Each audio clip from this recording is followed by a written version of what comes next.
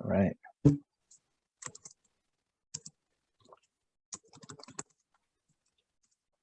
We are on the air.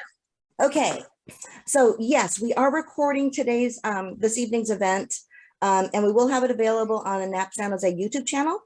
So if you missed part of it, or if you know people who wanted to attend and couldn't for various reasons, we will have a video available for you to be able to view afterwards. We know things get kind of crazy. It's May the 4th. May the 4th be with you. People have got stuff going on. But we wanted to make sure that people still have the opportunity to be able to hear this really important conversation we're going to have tonight. So let me introduce myself. My name is Marinka Rojas de Gorgon. I have the honor of being the president of NAP San Jose. With me tonight is also Noel Blanco, who is also a member of our leadership team. Just some quick introductory stuff regarding NAP San Jose, in case you're not familiar with us.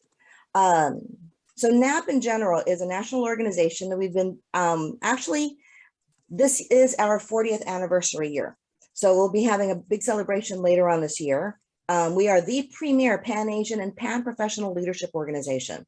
And what we mean by that is we're not strictly just Thai or Taiwanese or Filipino or Chinese or Indian or Pakistani. If you identify as Asian, you are one of us. And we also have a number of, but we're not exclusively Asian either. We have a number of members who aren't of Asian descent, and even some of our board members are not even Asian. We do have chapters in most major cities across the US. We have a number in Canada, and we also have a chapter in Xiamen, China, and we're going to be starting one up hopefully in Shanghai soon. If you're not familiar with NAP, we are all about leadership development, professional connections, and community service. Those are our three big pillars. But we do all kinds of fun stuff as well. We run the gamut, anywhere from doing professional development type events. Our BFIT program is our wellness program that we're really proud of. So we've, like during the pandemic, we actually did a dance workshop that was an Indonesian version of Zumba. That was a really great workshop. We've done an entrepreneur series. We're really proud of our Pride program. We also do fun connecting dinners once a month. So lots of fun things that we do. We also do like women in naps, successful parenting in nap, all kinds of different events. A couple of things coming up on May 18th. NAP San Jose is proud to partner with Act to Change as a community partner. For the live stream about the 4th annual National AAPI Day Against Hate and Bullying. Please check this event out. It's a really great event that actually brings together all types of people from the community talking about what we can do to actually combat hate. During the pandemic, we saw quite a bit of it. It still continues to this day. So it's an opportunity for people to get involved. And then I mentioned our community dinners. So we always do a hump day networking dinner once a month. The one coming up for May is at Shanghai Garden in Cupertino. So it's Shanghainese on May 25th. And we have a QR code, as well as you can just go to the sanjose.nap.org to actually register for either of these two events. Now, the big thing, our annual convention. For the first time since the pandemic, we're having our annual convention in person in Washington, D.C.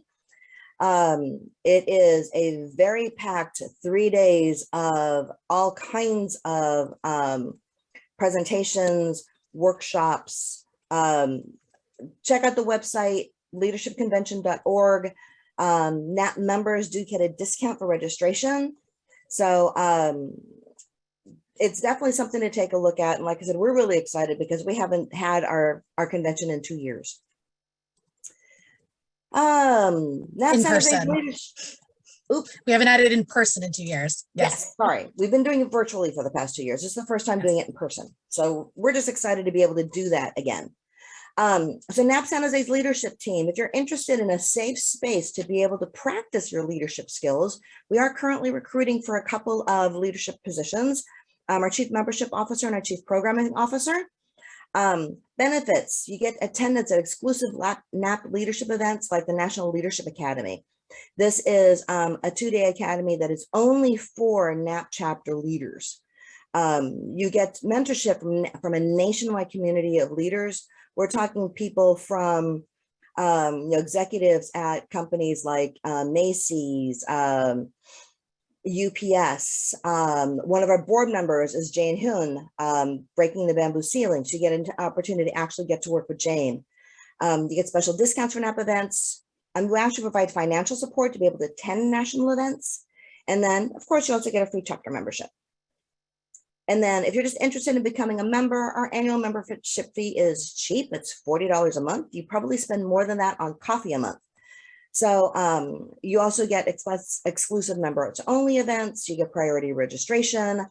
So we have a Facebook, an Instagram, a LinkedIn, all of which are very active.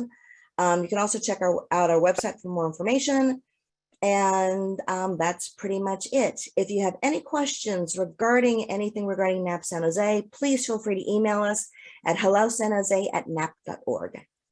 So with that, I'm going to stop sharing and turn things over to the person you really want to listen to today.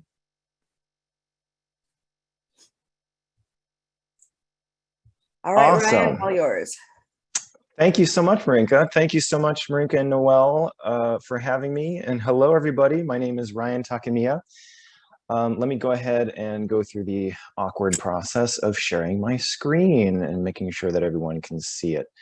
I'm going to go ahead and share my screen. If you can't see my screen, give me a holler in the chat, or just or say, hey, stop. But I want to welcome you all this evening, and I want to thank you all so much for spending your Wednesday evening with us, and just being here to talk about Asian American issues. Happy Asian Pacific American Heritage Month to you all. I'm just really glad to be here. I'm happy to be a guest of NAP San Jose, and to have this wonderful chapter open their arms to me and have me a part of their Heritage Month programming. I'm very honored. So anyway, today what we're here to do is we're here to talk about Asian American issues, specifically this notion of what I call toxic invisibility. And this is a kind of a brand new term, that almost needs no explanation, but it's something that really, I think, touches a lot of Asian Americans when they hear it. But a little bit about myself really quickly. I am a writer, a speaker, community organizer, and a workshop facilitator. I do diversity, equity, inclusion, and belonging for organizations. I do workshops, trainings, consultation and coaching. And underneath all of that, really my mission is really to speak directly to Asian Americans, Pacific Islanders, and their allies, to give them the agency to transform themselves, their workplace, and society at large. And hopefully today you're going to be able to get a few tools in order to know how to do that in your own organizations and in your own communities, wherever you are. I'm going to give you a little bit of a handful of different topics that I tend to cover in my workshops. I'm going to try and cram it all into the short time that we have together. So it's going to be a little bit of rapid fire. You can ask questions during the talk into the chat, but I won't address them during the talk. We will have a Q&A session afterward, where we can then read the questions from the chat, and you'll have an opportunity to ask questions live. And so I'm going to be sort of like talking at you for a little while, throwing a lot of stuff at you, and I'm sure I'll be putting you right to sleep. But then we will do some interactive exercises later on that'll wake us back up, and hopefully we can have a good time. But I hope you'll enjoy. So let's get right into it. Today we're going to be covering this notion of toxic invisibility. And then I'm going to take you on a journey through the brain, through the neuroscience of what's going on when Asian Americans are rendered invisible. I'm going to talk about not only what's going on inside in your neurobiology, but also what's going on in terms of culture when we get rendered invisible, or when we have desires to be visible or to be seen. And then lastly, we will talk about tactics for overcoming this invisibility, and how we can actually be seen radically in wherever we are, in our workplaces and beyond, right? So that's what our talk is going to be about tonight. But first, I want to talk really quickly about where we find ourselves as Asian Americans. This is a very, very interesting Asian American Heritage Month for 2022, because Asian Americans and Pacific Islanders, we find ourselves in a very interesting spot that we've never been in before. And it looks a little something like this. On the one hand, we have perhaps the most media representation than we've ever had before, with more and more stories and films and literature and television and representation coming out day after day after day in this 2021 and 2022. And it's fantastic. I mean, it's an absolute dream come true to see all of these stories being told and see all of these faces up on the screen. However, at the same exact time, we find ourselves the victim of a humongous spike in anti-Asian violence and hate crimes, a spike like we haven't seen for over 100 years. So what's going on there? I mean, I find myself asking, what is happening? How is it that we can have the most representation we've ever had before, and yet be the victim of the most hate crimes we've ever been the victim of in recent memory at the same exact time? Why is that? This is the paradox of our time. I believe it is the result of this little thing that I like to call toxic invisibility.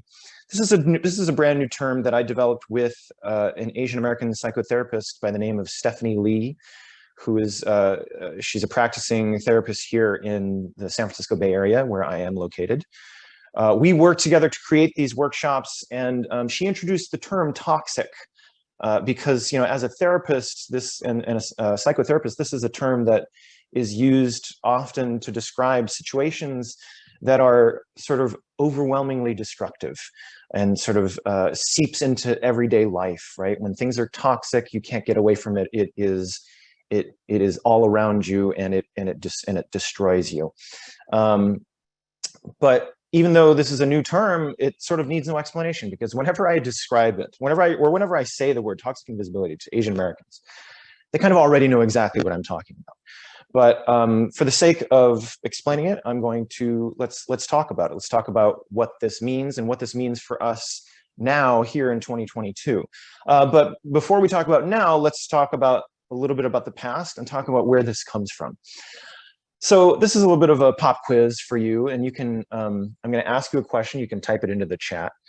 But the question is, I was thinking about this, and I was trying to figure out, when was the last time there was a large-scale race riot that targeted Asian Americans? And I kept thinking to myself, I think, well, I can't remember any in recent history, so it's got to be a long, long time ago. And I've got this little timeline here with the centuries marked out here in red. And I was thinking that it was way back into the like the gold rush era, because I'm sort of vaguely aware of Asian American history, and I sort of knew that there were a handful of incidents during the gold rush where Chinese American communities were sort of attacked, and Chinese were actually driven out of a handful of cities. So what would be your guess? If you had a guess, you can type it into the chat. Oops, hang on, let me go back here. So I guessed the 1880s. That was my guess, because that was the last time that there were large-scale riots against Chinese Americans specifically, and where Chinese Americans were violently either massacred or forced out.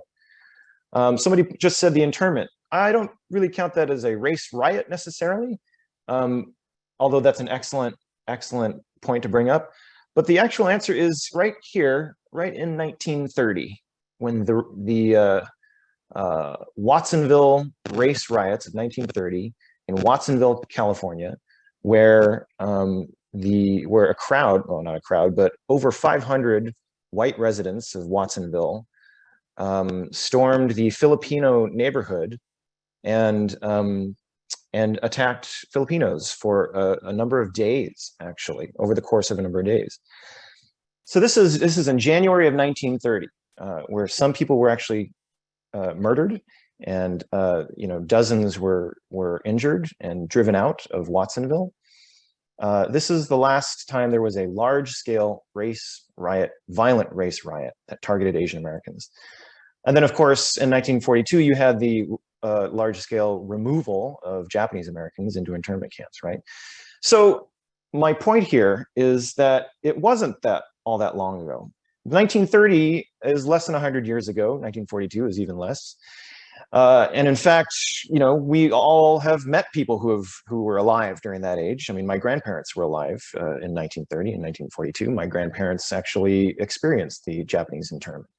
So I bring this up to start because what I'm trying to say is that the physical removal of Asian Americans from physical spaces, from physical geographical spaces, was not that long ago. So the physical erasure of Asian Americans was less than 100 years ago, just a couple of generations ago. Even though in the year 2022, things aren't quite so violent on a large scale, the invisibility still remains. And as Asian Americans, we experience this invisibility, not just in physical, external violent ways, but we also experience it in internal psychological ways. And it is this interplay between external invisibility and internal invisibility. And when they combine, that creates toxic invisibility.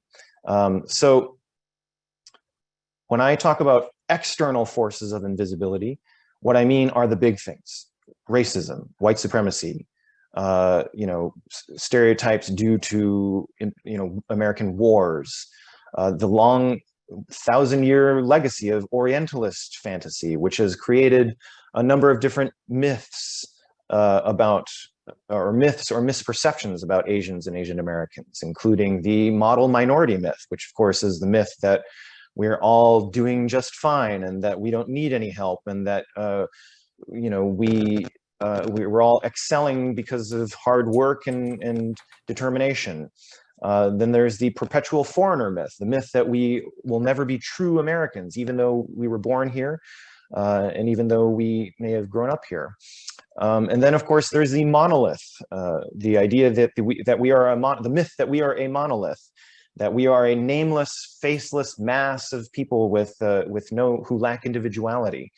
And therefore we get mixed up all the time, and we're interchangeable in a sense, right? These are the external forces that affect us, that shape how people perceive us or misperceive us or don't perceive us at all. But I argue that there are also internal forces going on as well, right? Internal forces how we render ourselves invisible, right? So these are things that are all too familiar to us as Asian Americans: guilt, shame, self-judgment, self-criticism, self-doubt. These are the things that we grapple with, and sometimes may be a result of the external forces, but they then reside inside of our minds and actually determine a lot of our behavior, making us pull away from society in a lot of ways, rendering ourselves invisible by ourselves. All the way down there at the bottom, you see I've also got culture. Because not only do we have psychological hangups, but we actually even have cultural traits that have been handed down to us that are sometimes unspoken, unwritten, but that we participate in, that we exhibit, that may come into conflict with American culture or American workplace culture, that serves to render us invisible. Now, it's important to note here that I'm not making a judgment about any of these things. I'm not necessarily saying that all of these things are bad and should be eradicated.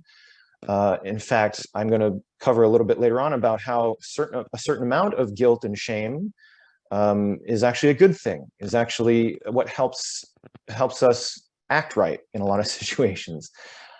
Some of the things on this list, of course, we could do without: intergenerational trauma, inferiority complex, low self-esteem, of course.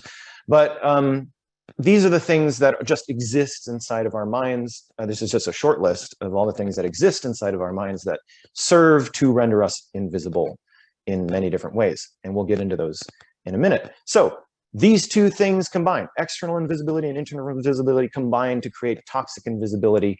And here are some real world examples of how that works. Let's talk healthcare. Just for example, externally, Asian Americans, because of the model minority myth, it is, people look at us and they assume that we're doing fine and that everything's okay and we don't need help or we don't need equitable treatment. And so therefore we are sometimes forgotten or even excluded from things like epidemiological surveys and large medical studies. And that results, of course, in less funding for and understanding of the health needs of our communities. Internally, at the same exact time, we might not even sign up for such studies or apply for such medical studies or surveys because we believe in certain things, certain cultural traits like self-sufficiency. You take care of yourself. You don't ask for help from strangers, right? We're very wary of getting help from strangers, but we rely on our familial units rather than strangers. There's a lot of shame surrounding mental illness and disease. So as a result, when these two things combine, Asian Americans are, of course, misunderstood, misdiagnosed, even mistreated in medicine and in healthcare. And then it becomes this feedback loop where we become less willing to seek help. When we go to the doctor and they don't understand how to treat us, or they don't know how to treat us because there's no studies and they haven't been given any sort of culturally specific studies to understand how our specific needs. They don't know what to do with us. Sometimes they even get mad at us and they'll treat us with derision. And so that makes us less willing to seek help because it proves our beliefs that, strangers are no good for helping us with healthcare issues, right? So these things combine to create a very I would even call it almost a public health situation where Asian Americans are routinely overlooked in healthcare. And in extreme cases, this results in death. I mean, we have some of the highest rates of suicide in the country. And this is a direct result of Asian Americans feeling like they can't get help.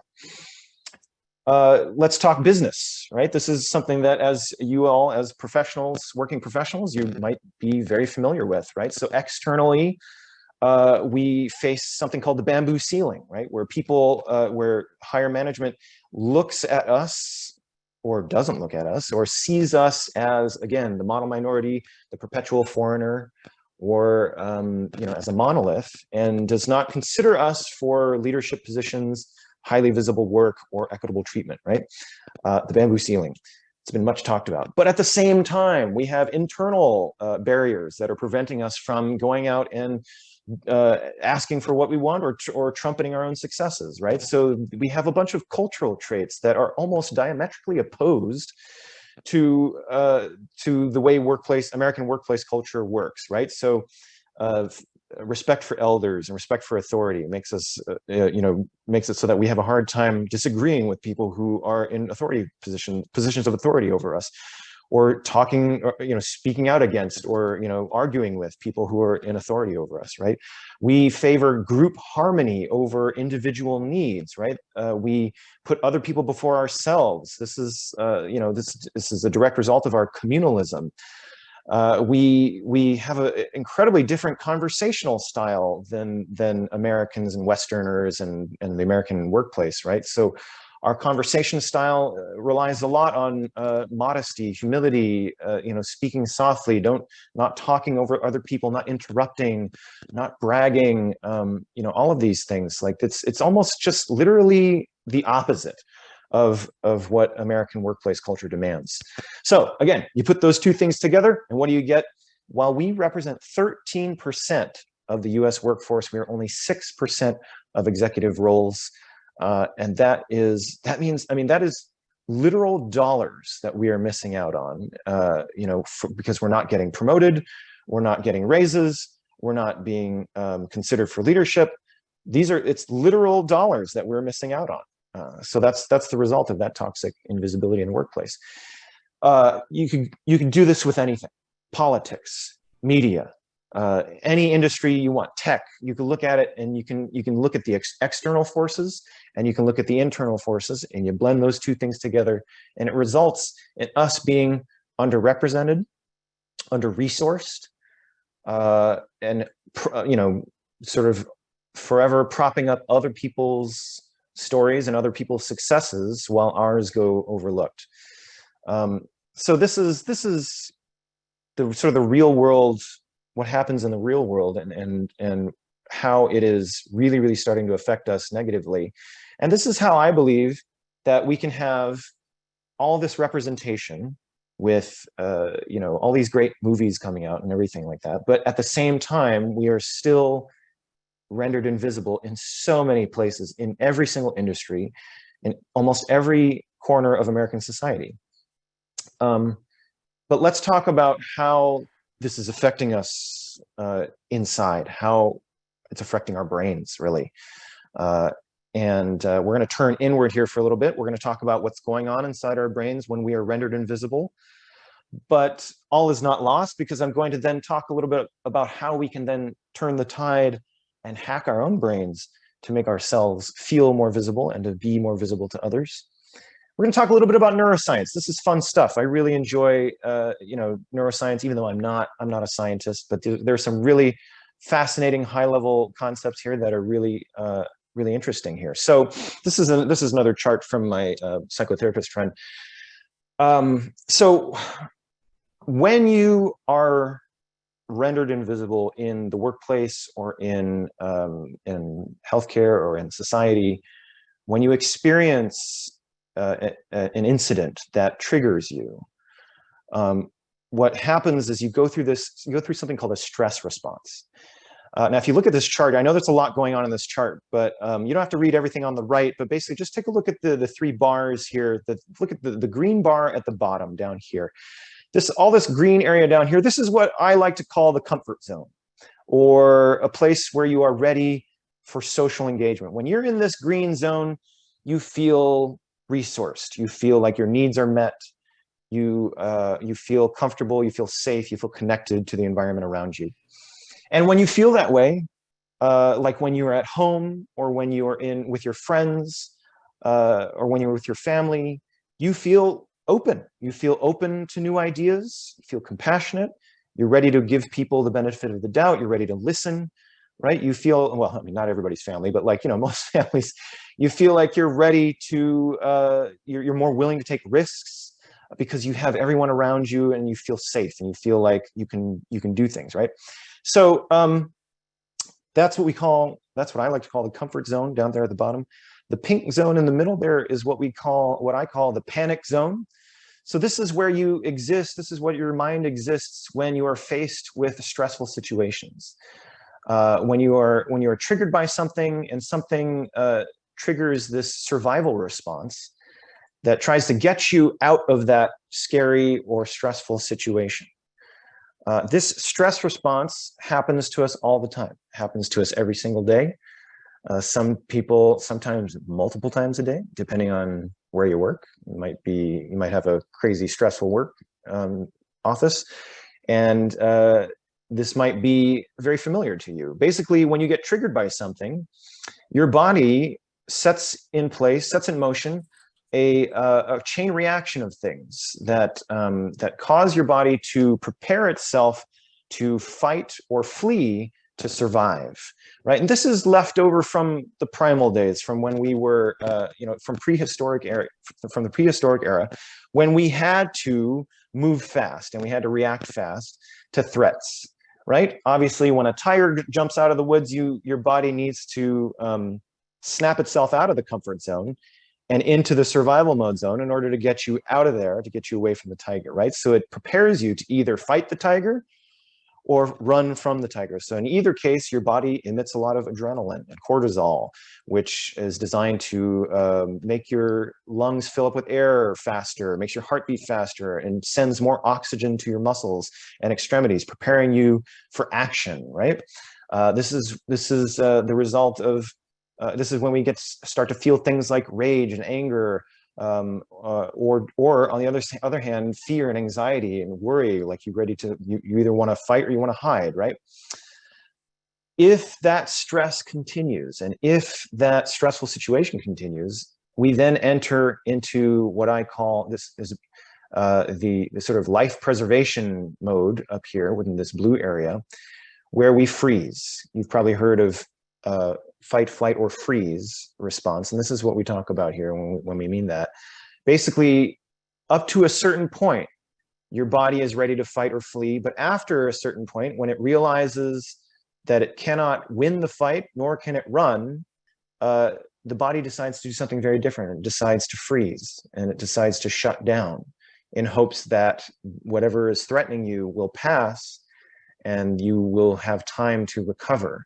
So it goes into this sort of like dormant stage where the body literally sort of reduces function in order to preserve your vital functions. Basically, you become numb, you disassociate, you conserve energy, you feel very energy less, right? Because your body is literally shutting down, essentially. So what happens so frequently is that we get triggered by something. We feel anger, rage, irritation, or fear and anxiety, to the point where we then get so stressed out or so triggered that our body shuts down.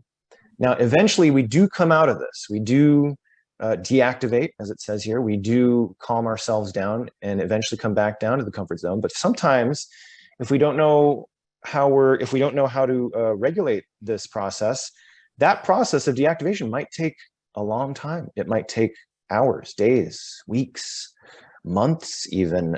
If you've ever been in a physical altercation, or maybe in a very, very tense verbal argument with somebody, you know that you can feel pretty wound up for hours afterward, sometimes even days. You're still thinking about it. You're still like, it's still triggering you, right? And you know, it might be like days later and you're like, oh, I should have said that. And that would have been so perfect if I had said this, right? So this is what's going on in your brain when we get triggered by things, when we are rendered invisible, when we experience, you know, racist comments. This is what's happening inside your mind. And again, I want to point out that because this is our prehistoric survival system, I'm not judging this as a bad thing.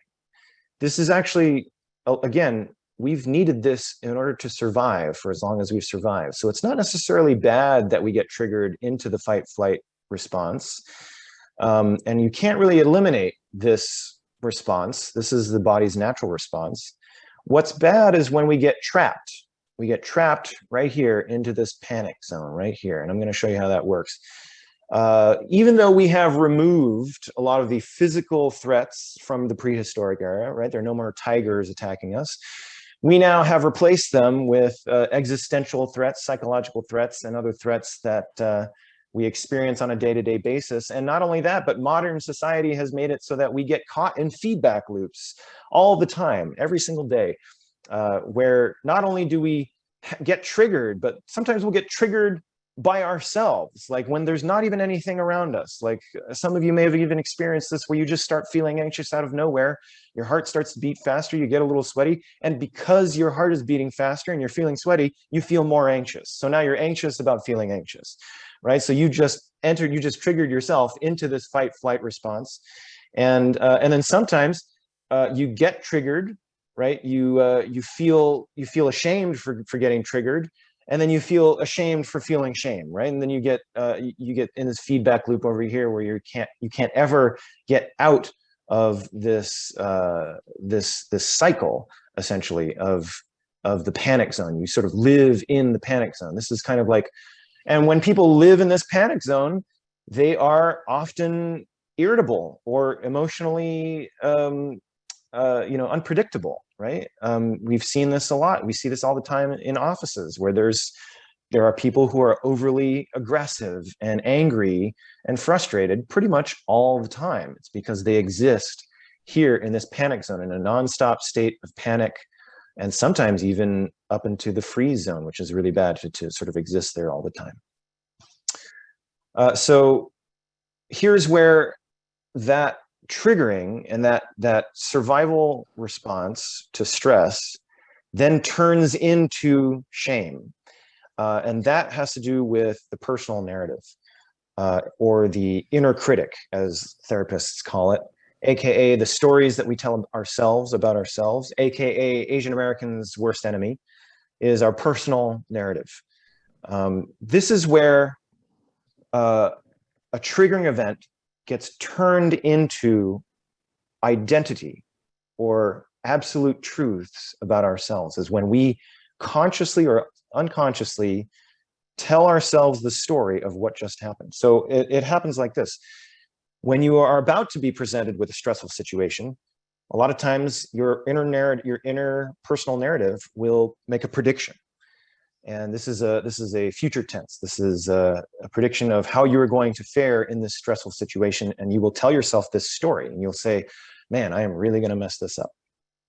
And then in the present tense, while you are in the stressful situation, your inner monologue or your personal narrative tells you the story of how you are doing right now. And it's usually negative. And it says, man, I am really, really messing this up right now.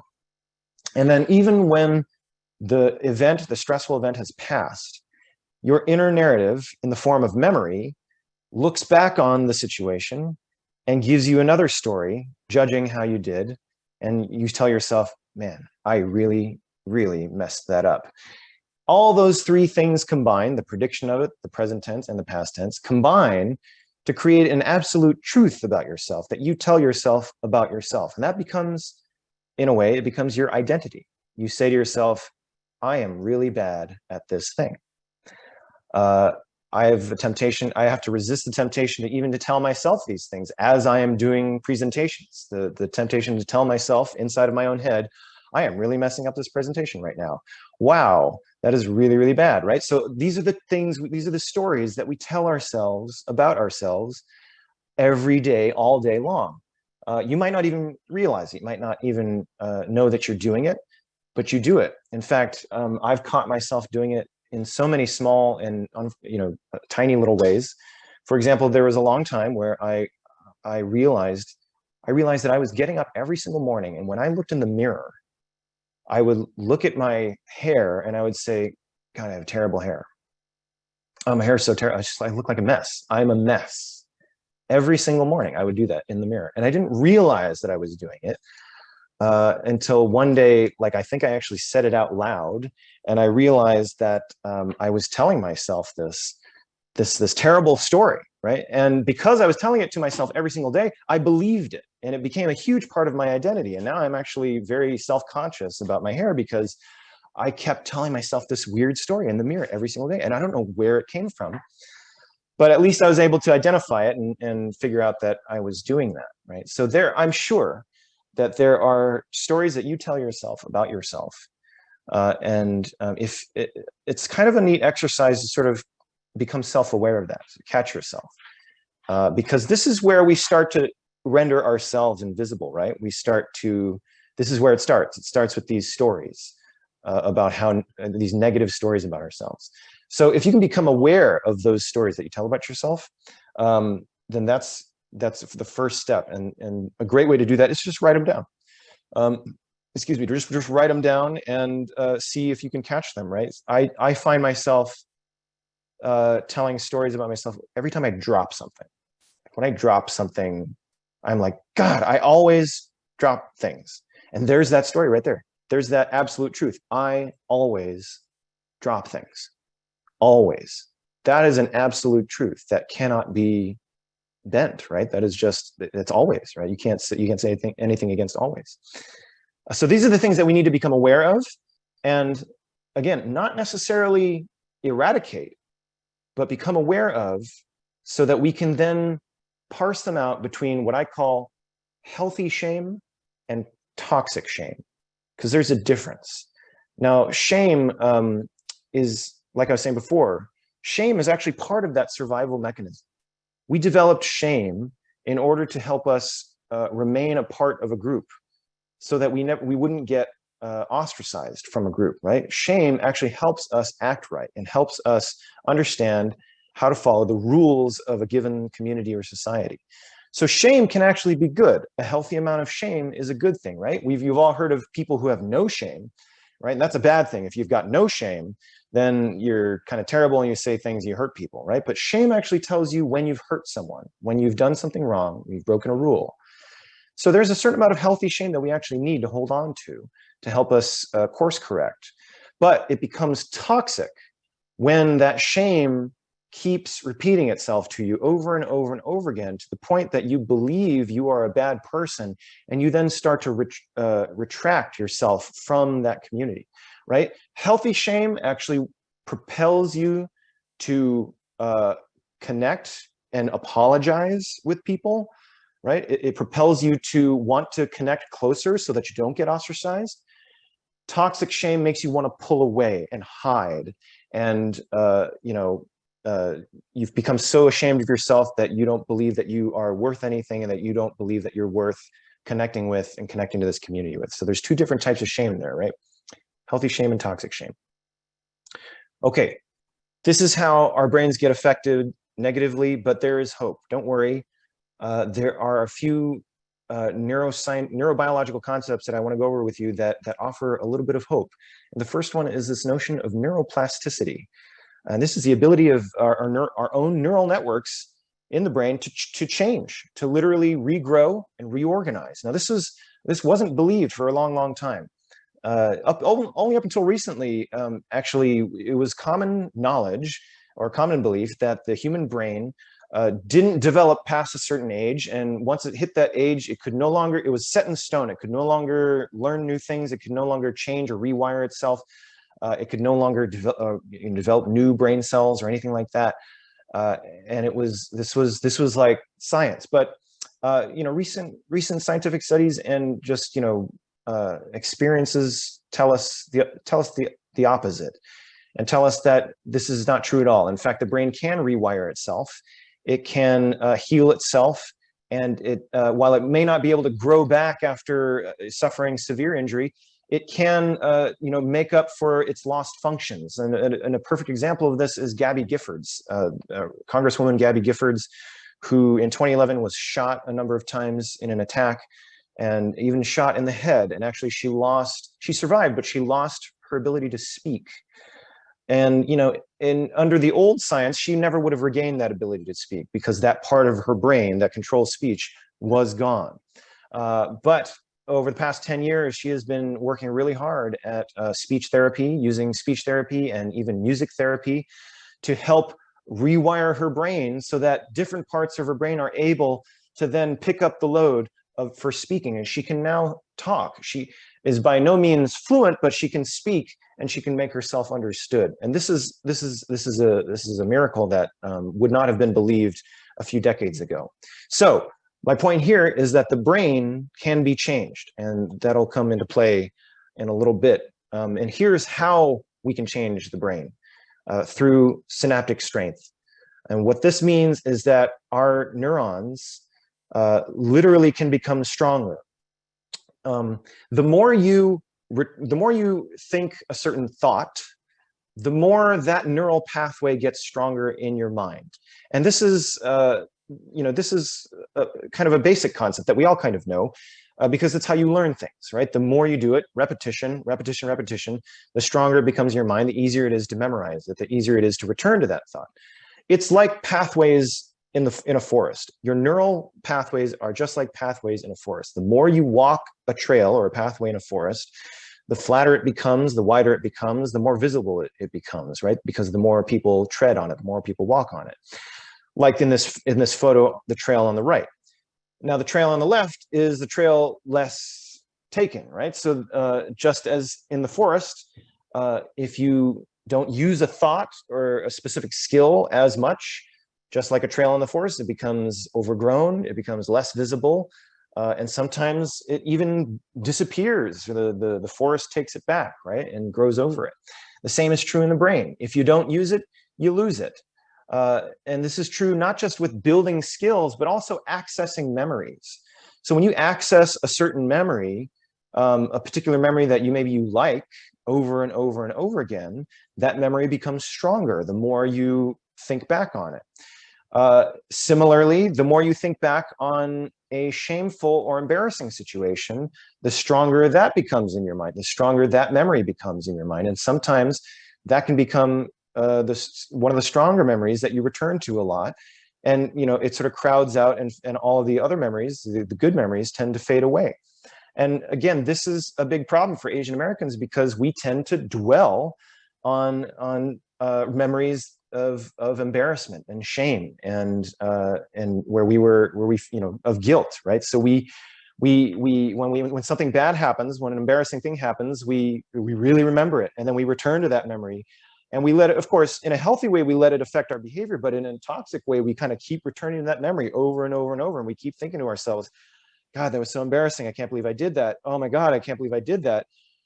Oh, it was so terrible. Why did I do that? Why did I do that? Why did I do that? The more you return to it, the stronger it becomes, right? So we can use that skill it to our benefit as opposed to our detriment, and that's what I'm trying to get at here. Another neurological concept that I want to introduce you to has less to do with an individual's brain, but actually more to do with two people's brains working together in sync. Something called mirror neurons, which are really fascinating. Basically, 30 years ago, what they did this fascinating experiment where they took two monkeys, right? They put them in a room, and they had one monkey sit there, and they hooked up all these electrodes to its brain to study where its brain was firing, and it had to just sit there with all the nodes. And they had the other monkey on the other side of the room pick up a banana and eat it with its hand, with one hand, pick up a banana and eat it. And the fascinating thing that they noticed was that the monkey that was sitting there watching, they realized that the same parts of that monkey's brain fired that dictate motor function in the same arm as the monkey that was doing the action. So as the watching monkey was watching, it was literally imagining itself picking up the banana and eating it as the other monkey was doing it. They decided, they called these neurons mirror neurons because it was literally that. It was neurons that were firing in both brains at the same exact time. Finally giving scientific credence to the phrase monkey see, monkey do. Now, humans, as a type of monkey, we do exactly the same thing. And it doesn't take a scientific experiment to realize this, but we do this on a near constant basis where other humans will come up to us and we will reflect whatever is going on in their minds back to them. So like, for example, when a friend comes to you and maybe they're very sad and they've just broken up with someone, and they come to you and they're crying, and you hold them and you try to make them feel better, but because they're crying so hard, it makes you want to cry. You feel the emotions that they are feeling, right? You feel for them. This is the basis of empathy, basically. Basically what they did was they scientifically proved that empathy is a thing. But what empathy does essentially is that when you see someone experiencing something and you imagine yourself experiencing it, it creates a bond between you and the other person, right? You feel like you both have experienced whatever this is, and that you've both gone on this journey together, and you've both felt these emotions together. And this actually happens, most poignantly, happens when somebody tells a story. When someone tells a story to you, and that story comes from their own personal experience or memory, and if that story touches on real emotions in their mind, those emotions get expressed in their body language, their hand gestures, their facial expressions, the tone of their voice. And as you, the listener, as you listen to that story, as you hear it, you not only listen to the story, but you listen to their emotions, and you listen to their emotions with your emotions. And as you're listening, you pick up on all these cues, and you then you feel them in your own brain in a smaller way, but you feel them. And then you start to reflect them back to the storyteller as they are telling them, right? If they smile, you often smile. If they tear up, you often tear up. You know, if they feel nervous, you feel a little bit tense as well, right? We reflect each other's emotions back, you know, back to each other for basically positive reinforcement, essentially, to let the other person know that you are going through this experience with them. This is incredibly important for storytelling. And this sort of another step on this process of being seen, right? In order to combat invisibility, in order to be seen, if you do it on a one-on-one basis, storytelling on a one-on-one basis results in this emotional mirroring through the mirror neurons, right? And leads to positive reinforcement of your emotions as the storyteller, right? As you're telling these, as you're expressing these emotions, the other person validates them simply by listening and reflecting them back to you. This, of course, then as that positive reinforcement builds the synaptic strength of those neurons that were used to tell that story, right? And then that reinforces it in your mind as your own identity. So storytelling becomes hugely important in being seen. But that's all of the neurological stuff. That's all the stuff going on inside the brain. Now we're going to turn outward, and we're going to talk about what's going on outside the body, in the environment. And the biggest thing to talk about there is, of course, culture. Now, I said before, culture is one of those things that can actually lead to us rendering ourselves invisible. Now, I'm not saying our culture is bad necessarily, but that there are some incompatibilities between Western culture and Eastern culture that when they clash, it makes us feel invisible, or it makes other people not see us, right? And these are, you know, you've probably experienced some of these yourselves. Like I said before, Asian Americans, we have a number of cultural traits that are almost even, you know, directly opposed to American workplace culture. Group harmony over individual needs, right? Not talking over each other, not interrupting each other, modesty, humility. Bragging is a huge no-no in all Asian cultures, right? Because it means that you are setting yourself out from the group. It all goes back to that group harmony, right? Because when you brag, you are removing yourself from the group and saying, I'm better than everybody else, right? So bragging is a big no-no. And in fact, we even get anxious about like getting singled out for anything, singled out for even compliments. Like it's uncomfortable for Asians to be singled out for compliments, because we're being singled out. It means we're being removed from the group, and that we are, you know, we somehow are, you know, worried that it might make us feel like we're not part of the rest of the group. There's also, you know, this belief in meritocracy that, you know, we should be judged by the quality of our work and not necessarily how well we network or get along with folks. These are the cultural differences that serve to render us invisible inside of our own minds. This is stuff that happens inside of us. And of course, there are cultural differences that render us invisible from the external side. So American or Western workplace culture has its own traits that are, you know, kind of damaging in a lot of ways to not just to Asians, but to people in general, really. I mean, you know, so much about America and capitalism and business, it relies on making workers compete against each other and separating them from each other, basically isolating them from each other. You're not supposed to talk about how much you make. You're not supposed to you know, really socialize all that much with your coworkers. You kind of keep them at arm's length. You know, you're supposed to compete against them. You're supposed to try to get raises and promotions over them. This is how it works. And then there's, of course, this sort of tradition of aggression and you know, in the workplace that we just does not compute with a lot of Asian Americans and Asian cultures.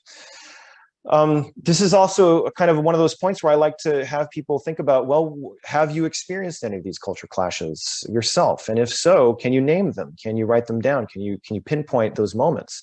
Because again, becoming self-aware of these things is the first step toward unpacking them and then toward overcoming them, right? So these cultural differences are huge. All right, we've talked about how invisibility affects us inside our own minds. We've talked about invisibility affects us in culture, in the workplace, and beyond.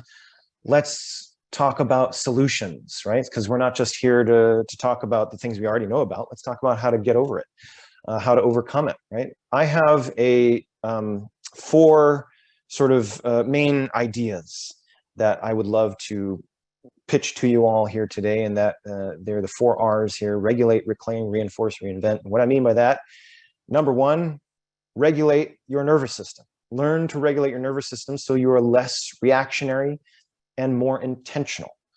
If you can spend more time in that green learning zone or green comfort zone, and maybe a little bit into the panic zone, which is what I like to call the learning zone, right? This little wavy line here. If you can spend more time there, then you spend more time being open and curious, compassionate and mindful. You're more willing to take risks. You're more willing to listen to other people's opinions and hear what other people have to say, right? You're out of the panic and freeze zone where you are simply being reactionary and angry and aggressive, closed off, right? When you're here, everything is in black and white. Everyone is an enemy. You're very suspicious of everybody. You're protecting yourself. You're very protective, and you're not open to new ideas. You're not open to taking risks because everything needs to be protected.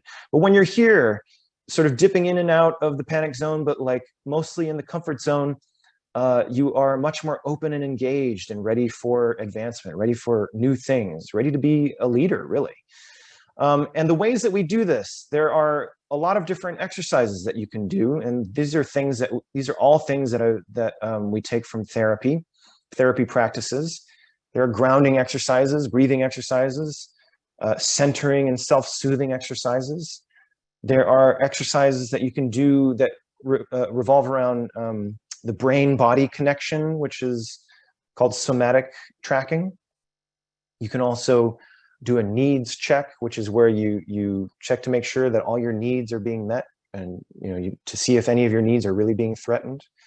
I'm going to go over 1 or 2 of these in a few slides, but these are the sort of the techniques that you can use to help regulate your nervous system in these moments of invisibility, or in these moments of being triggered, or sort of verbally attacked. If you can maintain a level head and learn to deactivate yourself down from this panic response, then you'll be more able to approach the situation with curiosity. So that we regulate. That's number 1. Number 2, we reclaim. We reclaim our narratives by altering the stories that we tell ourselves, right? So those stories that we tell ourselves about ourselves are often negative. And again, it's not necessarily a bad thing that we tell ourselves these negative stories, but it becomes bad when it becomes toxic, when it makes us want to pull away from society. But when those stories actually make us want to apologize and reconcile and alter our behavior, then that's healthy shame.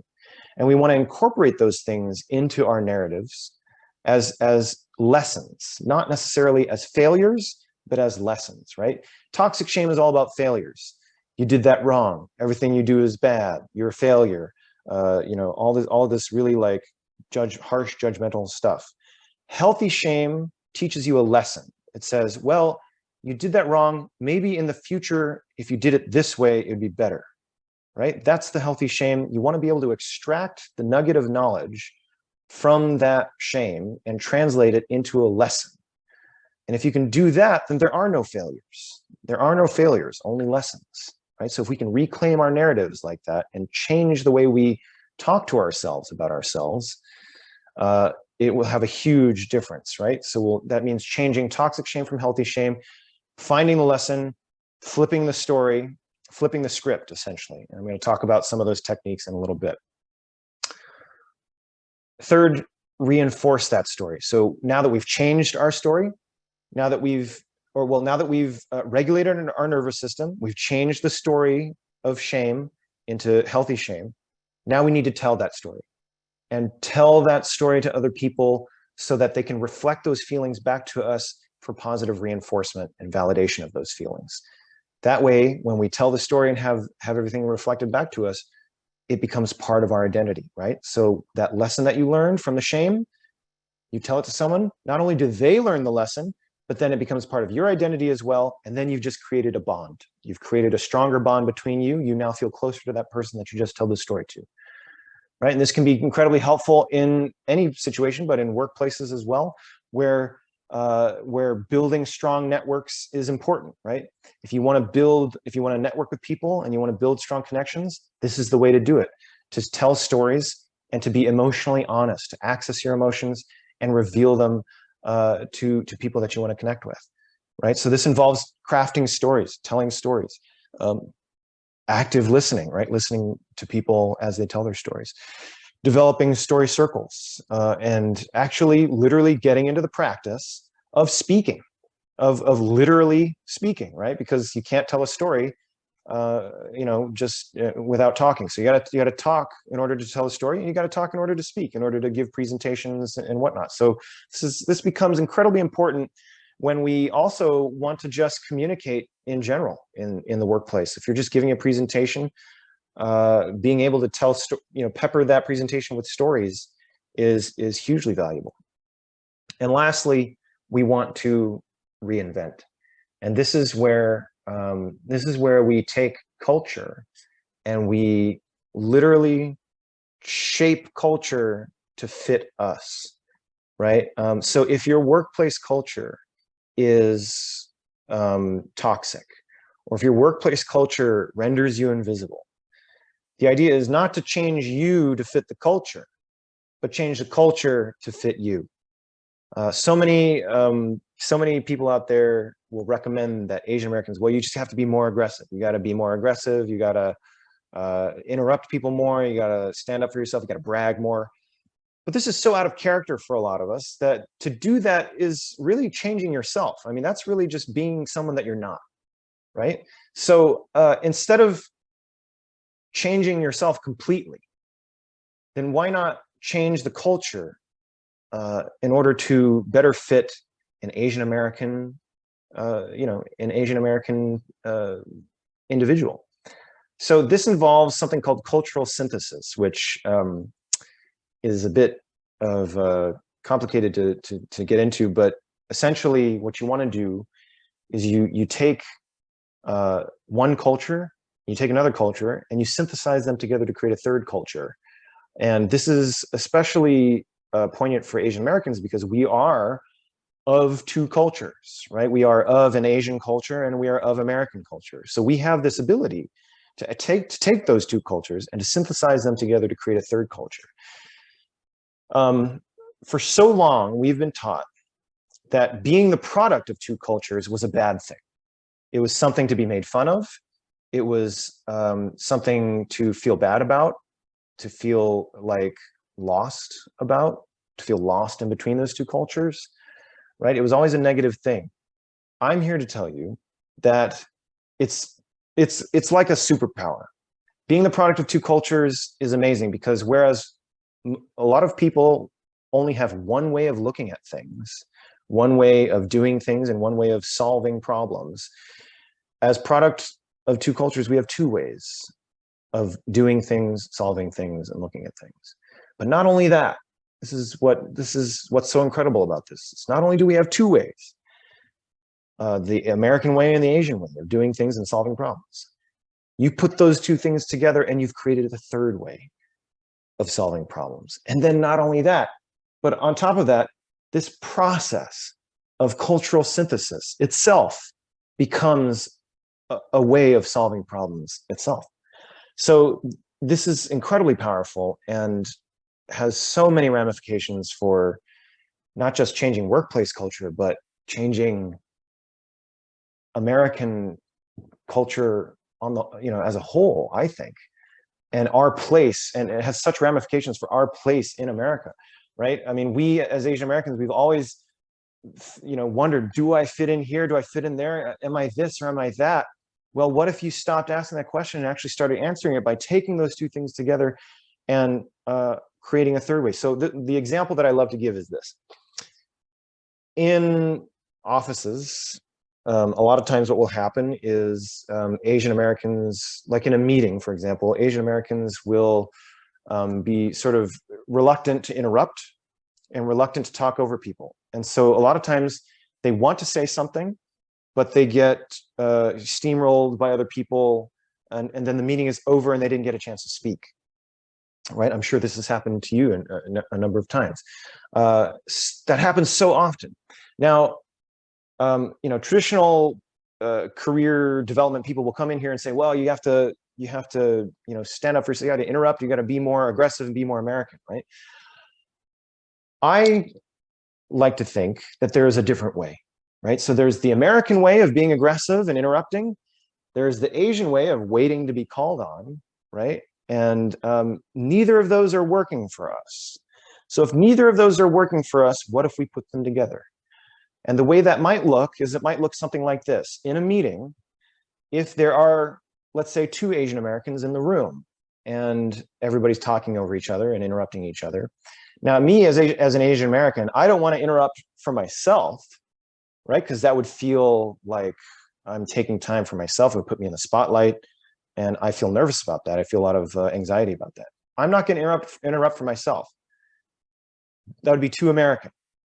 But maybe it's Asian American to do this. What if I interrupted, which is very American, but I interrupted for the other Asian American person in the room because I know that they want to say something and they have not had a chance to talk. So I interrupt, but not for me.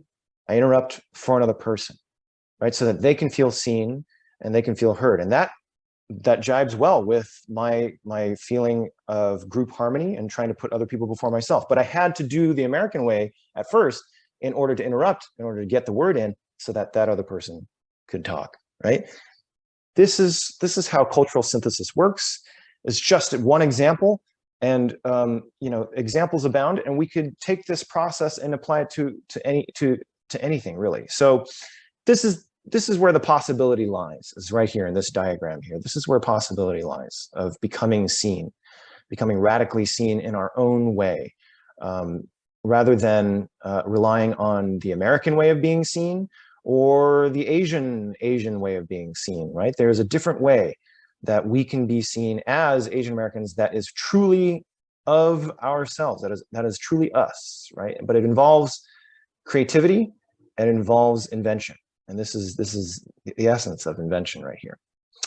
Each one of those 4 things, these 4 topics that I just went over, I have much more to say on each one. And I literally have a workshop on each and every single one of these topics. But to give you a taste of each and every one of these techniques, I want to introduce some of these exercises to you. And this is where we get into our interactive exercise portion of the workshop, where I hope that you are still awake and that you are paying attention, because we're going to try some of this stuff out. Because you cannot expect to be seen and heard without actually having to do a little bit of work yourself, having to speak, having to move, literally move, having to actually get in touch with your own emotions and your own physiological being, right? Because we are human beings and there's a lot going on.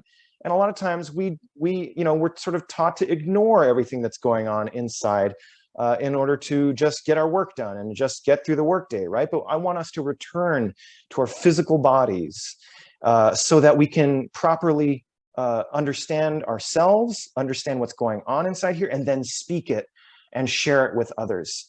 But that means literally dusting off the cobwebs and actually moving. So we're going to try some of these stretches. And these, I normally, when I used to do these workshops before COVID, when I used to do these workshops in person, we would do like full body, actual full body stretches. But because everybody's sitting in front of a computer, we're just going to work on the upper body. Just because, you might be sitting in a chair, you might not have room to move around. And if we move around, you're not going to be able to see me anyway. So these are just some easy stretches that you can do that will actually open up your abdomen and open up the parts of the body that you use for speaking, your literal diaphragm, your abs, and your neck, and all of this stuff. These are the things that we use to talk. So very, very simply, we start with some very easy shoulder rolls, and please feel free to try them along with me. What we're going to do is you're going to lift your shoulders up and back, and we're going to do like, let's do 10 of those. And you just do them nice and slow at your own pace. Don't hurt yourself. If you find yourself hurting a little bit, then take it easy. Let's do 7, 8, 9, and 10. And then we do forward. Same thing. 1, 2, 3, 4, 5, 6, 7, 8, 9, and 10. Good. Already you should feel more blood flow coming into your upper body, onto your shoulders and your chest, right? And we're going to do even more. So the next stretch is this is one of my favorite ones because we spend so much of our times arched down looking at our phones or at our computers like this. This one counteracts that. So what you're going to do is you're going to take your hands and you either put them on your chair behind you, or you can interlace your fingers behind your back, and you're going to pull back with your arms at the same time you lift your chin up toward the ceiling, nice and slow, just enough so that you feel a stretch in your chest muscles, your shoulder muscles, and your neck, opening up this whole area right in here. And for those of us who spend a lot of time hunkered over, you might even feel your back crack a little bit. That's a nice, good stretch right there. The next one is an arm stretch. It's very easy. You're just going to bring your arm across and stretch out the shoulder just like this. And this really helps, again, because your arms are such a big part of your upper body. This really helps open up the upper body. And I didn't show the opposite on here, but the opposite stretch of this would be to take your arm and place it against maybe like a door jamb or a windowsill or something like that and pull the opposite direction. That would get the opposite muscle right here. And we do the same thing with our other arm across, just like this. And the opposite muscle by reaching back towards something behind us and pulling on it, just like that. Nice and easy. Again, really take it easy. Don't hurt yourself.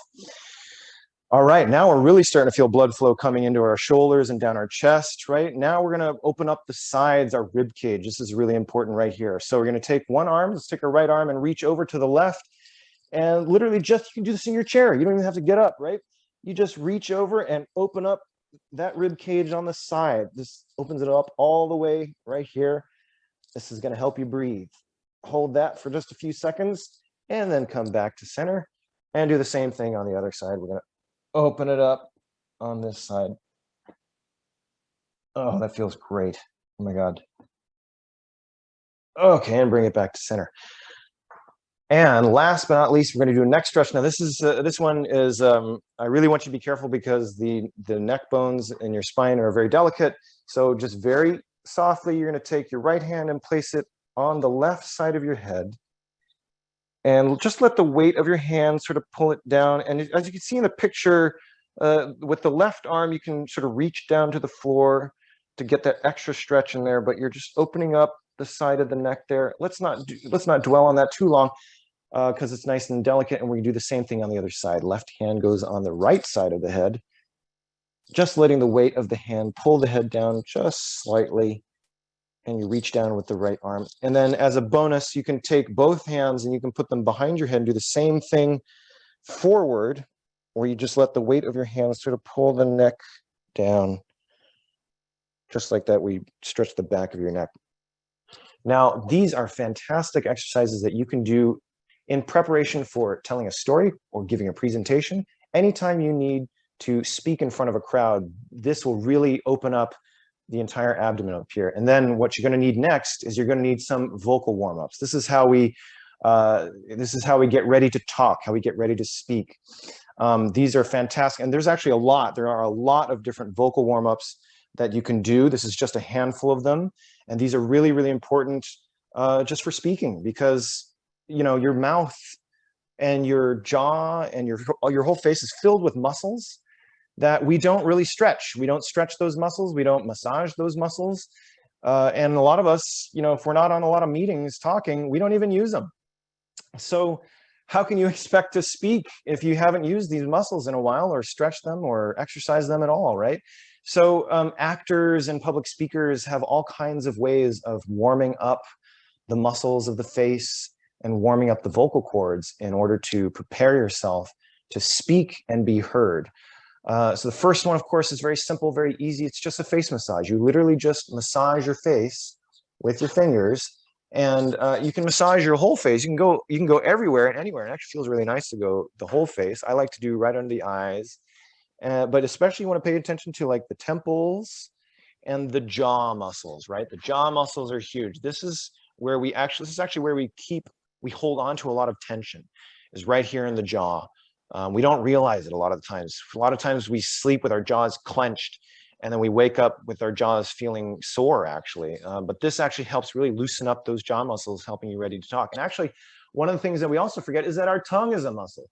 So right underneath the jaw, I like to stick my thumbs right underneath the jaw and massage down here to get the tongue ready. I know this sounds really silly, but you can actually massage the underside of your jaw, the underside of your tongue. So these things really warm up the face and get you ready to talk. Now, the rest of these exercises, this is where this is the fun part, because I get to look and sound really silly, because you all have your cameras off and your microphones muted, but you're going to see me and hear me do all this crazy stuff. All right, here we go. Your voice is not just in your throat, right? It's also a huge part of it is down here, down right below your rib cage, in the diaphragm, right? The diaphragm controls how much air is pulled into your lungs and how much air is then pushed out. So singers, especially opera singers, really learn how to control the diaphragm in order to really push air and push their voices all the way out to the back of the room. So one of the ways that you can become sort of aware of what your diaphragm is doing is you can actually place your hand on your solar plexus, which is right here where your two ribs, the bottom of the ribs where they meet, right underneath that, right where your stomach is. And I like to place my hand just in front of my shirt, like maybe just half an inch, where it's not touching, or it's barely touching my shirt, or not touching my stomach. And I like to try and exhale and feel my stomach push out and hit my hand, essentially. And I do that by repeating different vowel sounds with an H in front of it. So I go, ho, ho, ho, ho, ho, ha, ha, ha, ha, ha, he, he, he, he, he, ho, ho, ho, ho, ho, hoo. And it's always best to do this in a place where no one else can hear you. But this really helps you understand that your diaphragm is half of your voice, essentially, and whether or not you can push air out, you really push it with that diaphragm. The idea is try and get those ha and he and he and ho all the way to the other side of the room. Ha, he, ho, hoo, right? Really, really push it. Another way that you can really warm up the voice is you can do sustained humming. And this helps sort of iron out the cracks of your voice. So a lot of times, as I'm sure this happens with you, sometimes my voice cracks, like if it's not warmed up. And if I'm about to give a presentation, I don't want my voice to crack, so I hum. I essentially, you hum, and then what you want to do is you want to hum as low as you can go, and then hum all the way as high as you can go, and then back down, and then back up, and to really iron out those cracks. So I like to do, this is again going to sound really silly, but here we go. I go like this.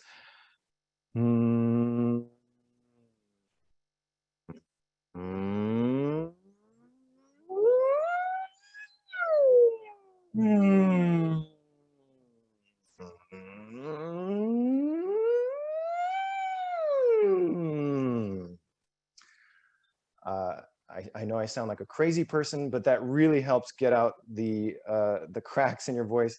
Again, you want to do this in a place where maybe no one can hear you. That's warming up the vocal box, but then we also got to warm up the mouth itself, right? Because so much of talking revolves around the lips, the tongue, and we often, because these muscles aren't warmed up and not loosened up, we trip over them. We'll find ourselves literally tripping over our words, where we just can't get words out or stuttering. And one of the ways to help that is by focusing on the consonants. I like to focus on consonants. We start at the tip of the lips and we move back and down into the throat by repeating these consonants.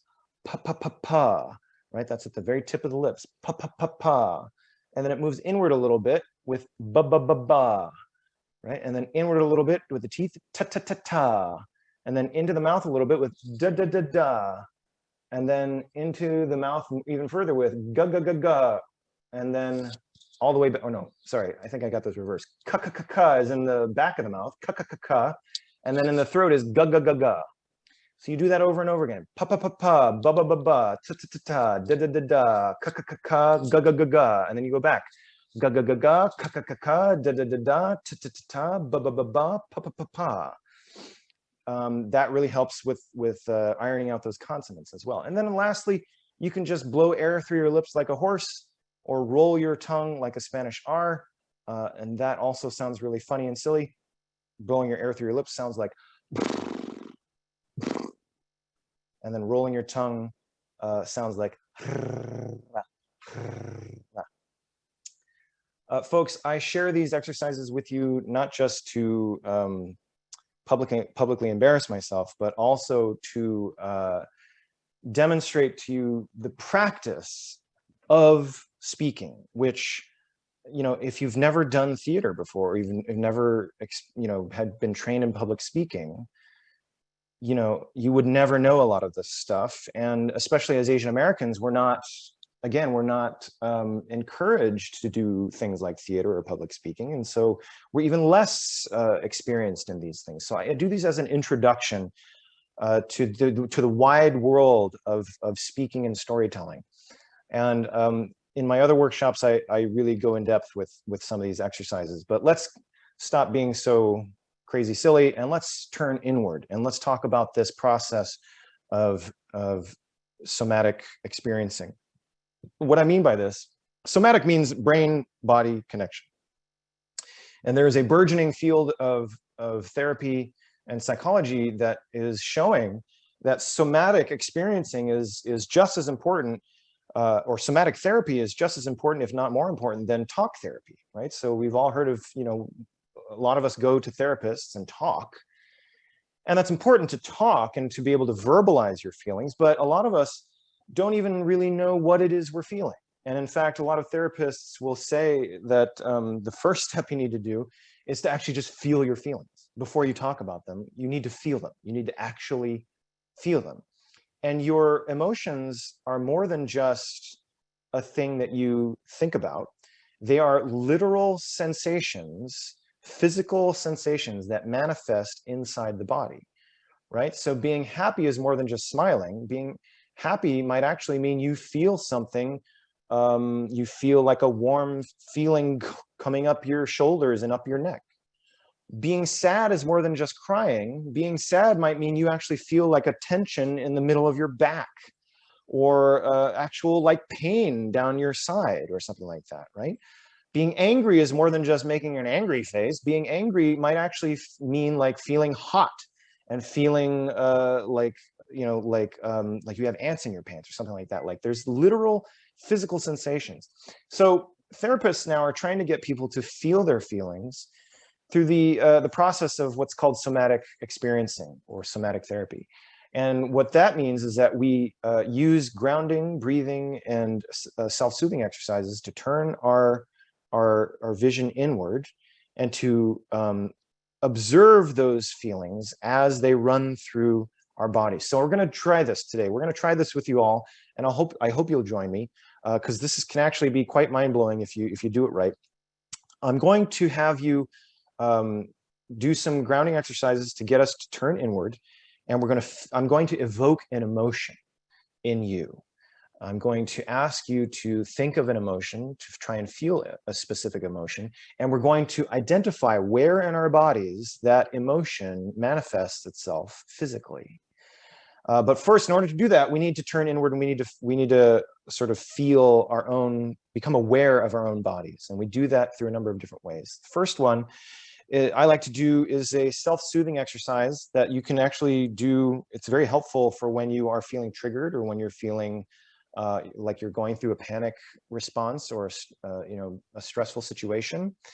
What you can do is you can't see my legs here, but you can take your sit in a place where your feet are firmly planted on the floor, and you're going to take your hands and you're place them on the tops of your thighs, and you're just going to rub your thighs outward, like this on the outside of your thighs, just nice and gently. You're just rubbing your thighs nice and softly, as if you were comforting a friend, right? Like when a friend comes to you and they're crying and you want to comfort them, you rub your hands up and down their back, right? But instead of you doing that for a friend, you're doing that for yourself. So nice and slowly, you want to start rubbing your thighs very, very softly, and take some deep breaths while you're doing that. Breathe in through your nose and out through your mouth. Let's do 3 deep breaths together.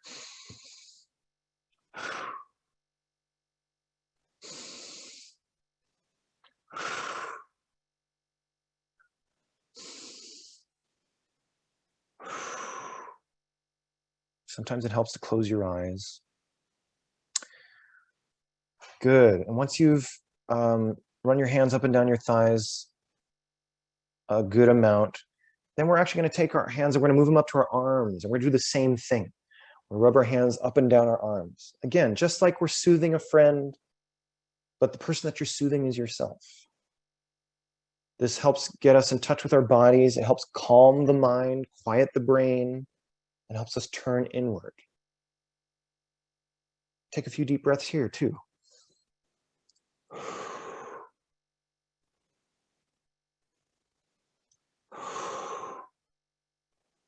And when you feel like you've done that enough, you can bring your arms up to your shoulders and end in a self-hug, a nice little self-hug. And this is nice for when you're feeling overwhelmed or when you're feeling stressed and you feel like the world is too much. You can just self-soothe and give yourself a little hug, because sometimes that's what you need. You need a little hug. You need some self-soothing. And if you can't get it from your partner or from somebody near you, then by all means, give it to yourself. I already feel a little bit more calm, but let's try another grounding exercise that will help us turn inward.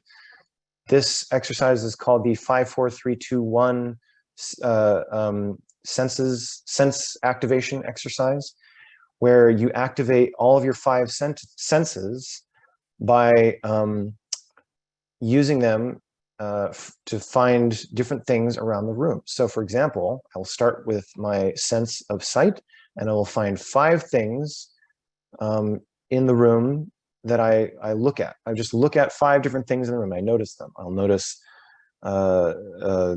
something on my desk. I'll notice the lamp. I'll notice a chair. I'll notice the table, right? And as you look at those 5 different things, you sort of register what they are, what they look like, what color they are, what texture they might be, right? So you look at the lamp and it is a certain color and it's a certain texture.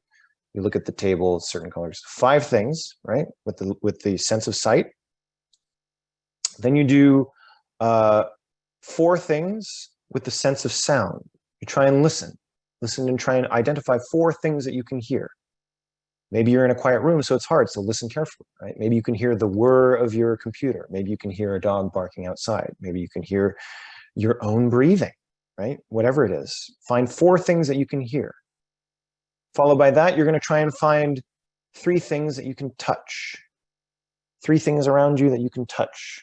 Just touch 3 different things. Literally reach out with your hand and touch 3 different things.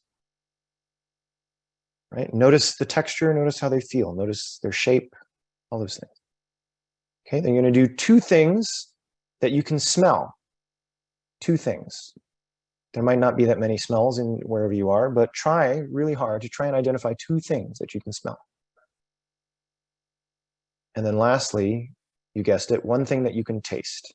Now, you might not have anything around you that you can eat, so maybe it's just the taste of the inside of your mouth, but just identify that and feel what that feels like.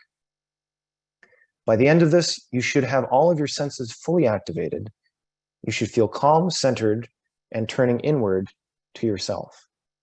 Great. Now that we have done that, let's experience an emotion.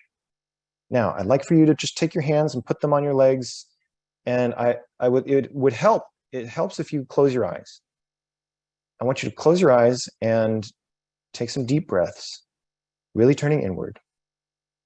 And with your eyes closed, I want you to imagine something that annoys you. Anything. It could be anything that you find annoying. It might be a mosquito. It might be a younger sibling. It might be a yapping dog. whatever it is, something, just picture in your mind something that annoys you, something that annoys the heck out of you. Picture it. As you are picturing it, notice where in your body that annoyance, that irritation shows up. So I hate mosquitoes. Mosquitoes drive me insane. And I'm imagining one buzzing around my head right now, and it's annoying the hell out of me. But as I am imagining that, I actually feel a tension developing in my forehead. It's starting right here, and it is moving down into my neck as I kind of move my head around, dodging this imaginary mosquito. And the more I think about it, the more I get the tension in my shoulders as well. I feel my shoulder muscles literally tense up. And there's just like a chill that runs down my back. It's really not pleasant. Okay. Let's take a deep breath, and then let's let that go. Okay, let it go. Forget that annoying thing, forget it. And I don't want to leave you with that. So now let's actually try and imagine something joyful, something that brings you joy. So this could be anything. Again, it could be maybe your partner. It could be a sunny day. It could be your family, or just something that you like to do, dancing maybe. Imagine something joyful. Take a moment, take a deep breath, close your eyes.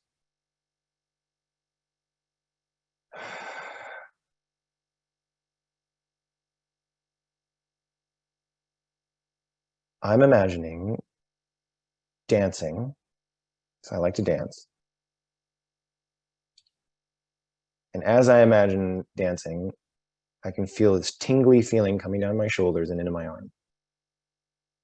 Because it makes me want to lift my arms. It makes me want to lift my arms and dance. And I'm automatically smiling without even trying. It's just happening purely because I'm imagining myself dancing.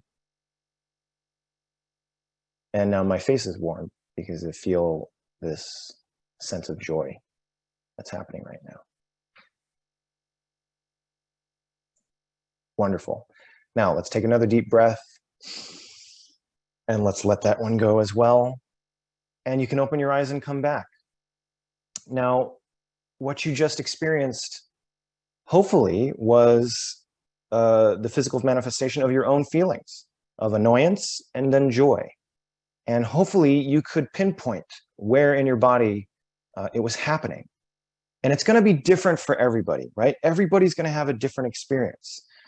Just like you could, I could sit here and I could show you a picture of something joyful or happy.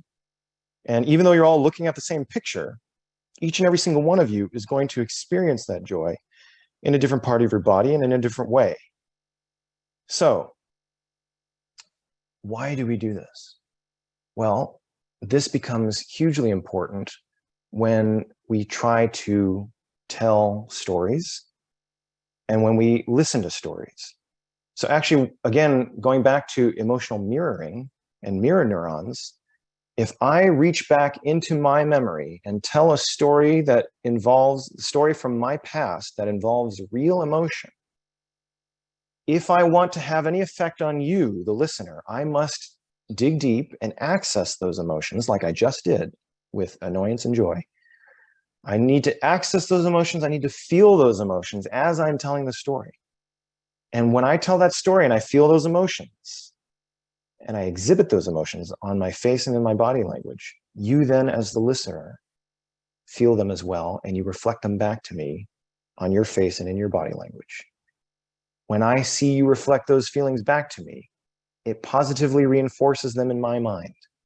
And that memory becomes stronger, right? And now you have felt something, I have felt something, we felt it together, we have gone through an experience together as a storyteller and as a listener, right? And now we've become a little bit closer, we've created a bond. And now you feel like you understand me a little bit more, you feel like you get me. right? So we're gonna try this. I'm going to tell you a very quick story, just like 2 minutes, and I want you to listen very carefully to my story. And as you're listening to my story, I want you to also listen to your body and see where in your body the emotions of the story show up and how they express themselves, okay? So get yourselves grounded, feet firmly planted on the floor, hands on your legs.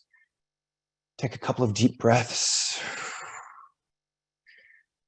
Don't close your eyes, actually keep your eyes open and keep your eyes on me, because you're gonna need to be able to see my facial expressions. I'm gonna tell you a quick story about food, which is one of my favorite subjects. So I was never really a very good chef. I never wasn't that great at cooking. In fact, I was very much of the mind that the quicker the better, right? If I could spend less time cooking whatever it is, then the better it was. So I cooked a lot of pasta, and I cooked a lot of instant noodles. Instant noodles were my thing. Not healthy, I know, but I really didn't know how to cook anything else because no one had really taught me. And I kind of felt, you know, a little ashamed about that. Actually, I was a little embarrassed that I couldn't really cook more than just instant noodles for myself. But then, you know, I remember everything changed when I was younger. I was like in my 20s or something like that, when I didn't realize this, but I didn't realize that you could put other stuff into the instant noodles. I thought it was just, you just put the packet and the noodles itself and you just ate it like that, and that was it. But then somebody was like, no, you can put like meat in there or whatever. You just put some veggies or something like that. And me being a young and hungry, you know, 20-something-year-old, that blew my mind, of course. So I was like, oh, well, then that's easy, right? You just like add stuff and then that becomes a bigger meal. And so I started adding things, and I started adding more things.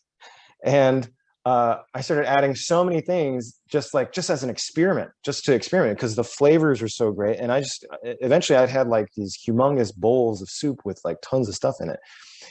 And then I was like, well, wait a minute, if I can just do that with instant noodles, what's to say I can't do that with stir fry or with something else? So I began stir frying stuff and just adding stuff in as experimentation, just like for fun, just to try it. And then that led to more experimentation with other things and with more complicated recipes and because I loved how things tasted and how things, you know, how good the food was. I kept going and kept going to the point where I essentially taught myself how to cook. And, you know, with help from like recipes and YouTube and all this stuff. And now I love cooking. I love it. I absolutely love it. It is something that it's almost second nature now. And in fact, I get a lot of joy out of it. Like when I cook, it's almost like a flow state, right?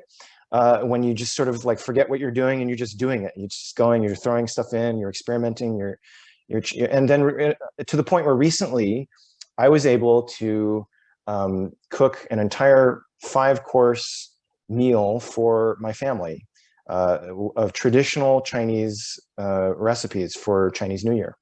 And I felt really, really proud to have done that, because like, you know, 10 years ago, that would have been completely unheard of for me. So that's something that I'm really, really proud of. And I feel like I never thought I would get to this point where I could actually cook a 5-course meal for 5 people. It was incredible. So that's my story.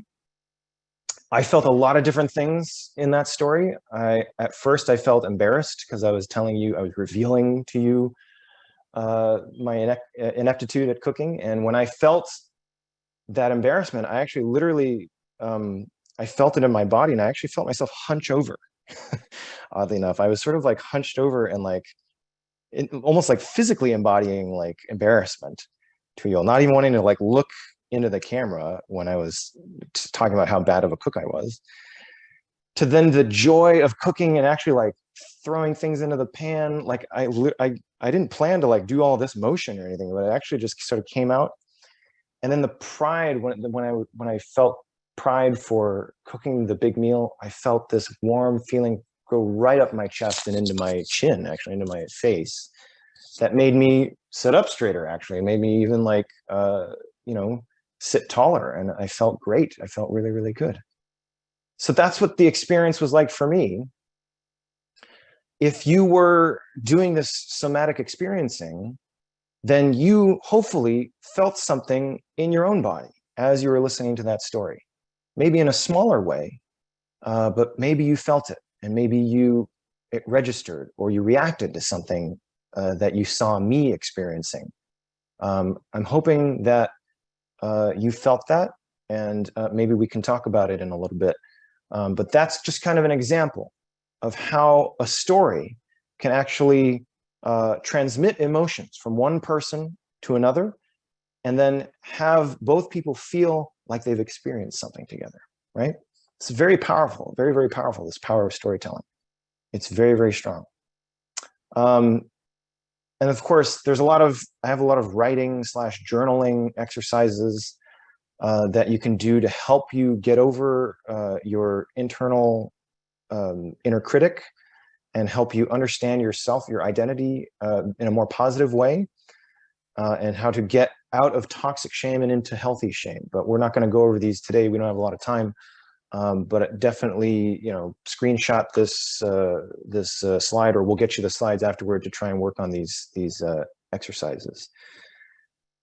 And so those are the exercises. Those are just a brief glimpse into this whole world of different exercises that you can do to get over your shame, to become a better, to connect more with people emotionally, to become a better speaker, a better storyteller, to represent yourself better, to develop a better positive identity of yourself, and then represent that identity in the workplace, in life, in the world. Because if you don't do this, then my God, we're just going to be rendered invisible more and more. We need more Asian Americans and Pacific Islanders who are self-actualized and self-determined, and who have a better positive identity about themselves, out there telling their stories to other people and receiving stories from other communities. And this is the kind of representation that we want. Not just heroes in Hollywood, but the actual real representation of our lived experiences and our real authentic emotions, representing themselves through stories and one-on-one reconciliation. I love this quote from Audre Lorde, because this is kind of exactly what I mean. This is the danger of what will happen if we don't. That's my talk, folks. This has been a lot of stuff all crammed into an hour and a half, and I really, really appreciate you for sticking around, and I hope you'll stick around for another 20-30 minutes or so to talk. Let's talk about this. I want to hear your reactions. I want to hear what's coming up for you, your questions, and to really dig into this stuff, because I know it's a lot, and it's kind of hard to sink your teeth in it when you're doing sort of a broad overview like this. But the main point of today is that we as Asian Americans, we face invisibility from external forces and internal forces, right? I'm not an activist. I don't know how to solve the external forces. I don't know how to solve racism with a capital R, or white supremacy, or anything like that. But I do know I have a bunch of ways in which we can stop rendering ourselves invisible internally. And that's what a lot of this is about.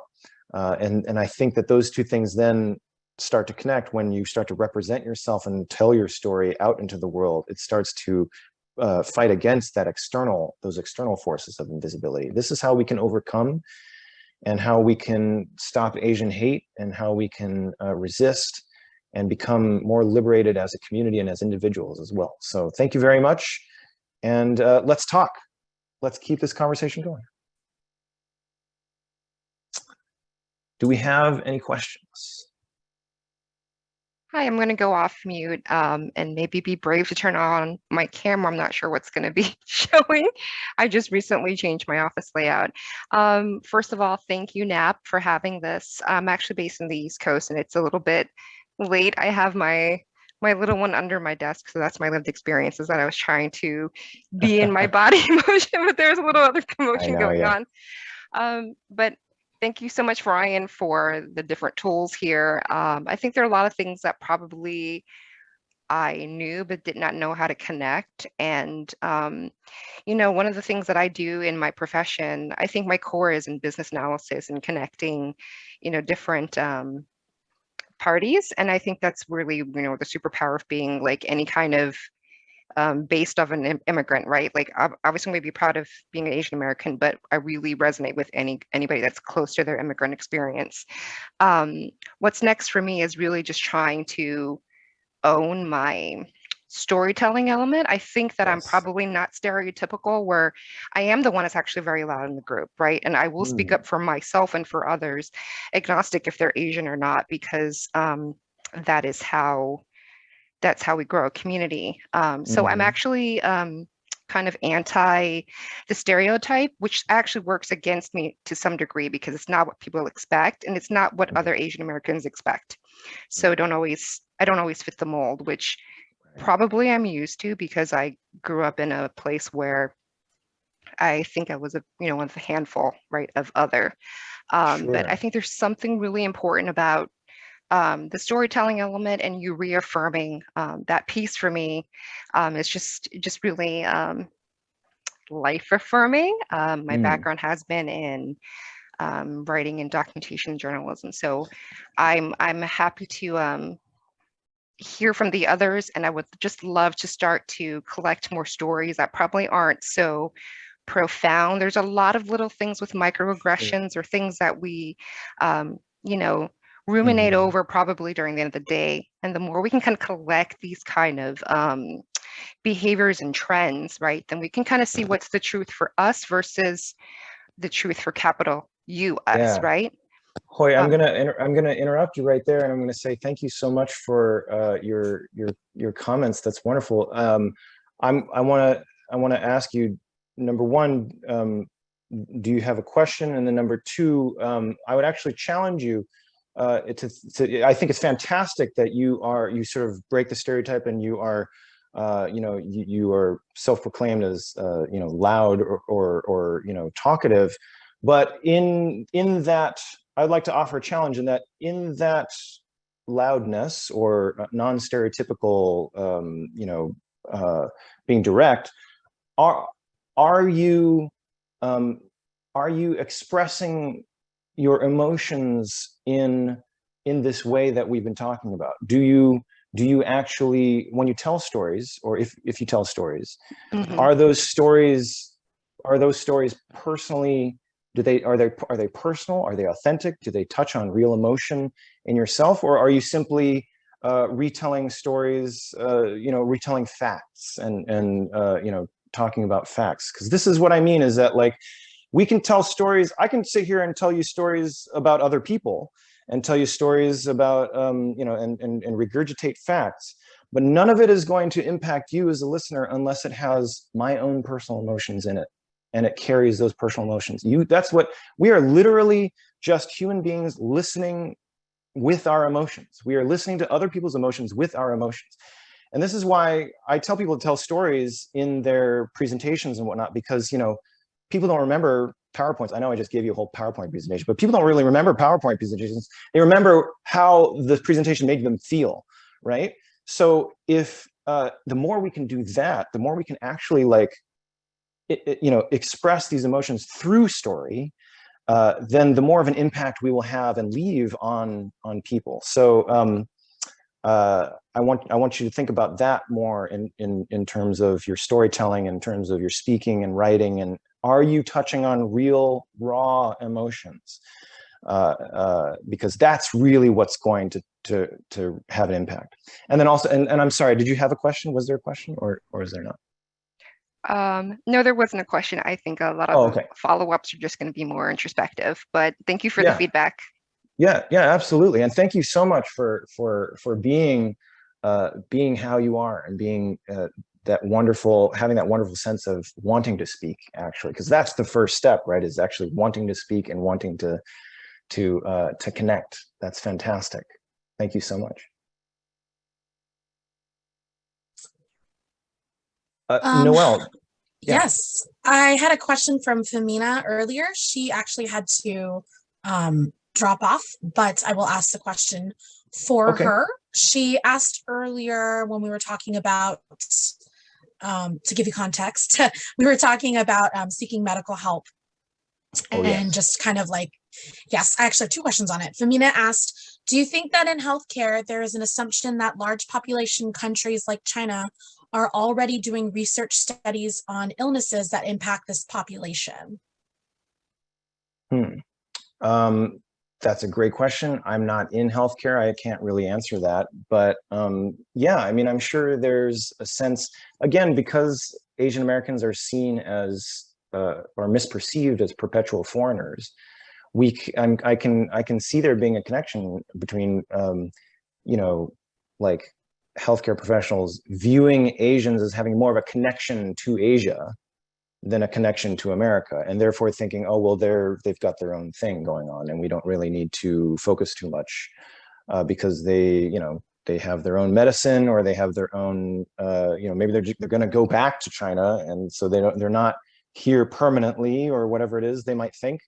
It all relates to this perception that then leads to us being excluded. So I'm sure that could be, you can make a case for that, definitely. Yeah. Thank you. Yeah, kind of biasness of it. Also slightly related, Eileen asked earlier and proposed that in regards to seeking medical help, that she asked, could it also be a belief/trust in traditional medicine versus modern medicine, which is kind of related?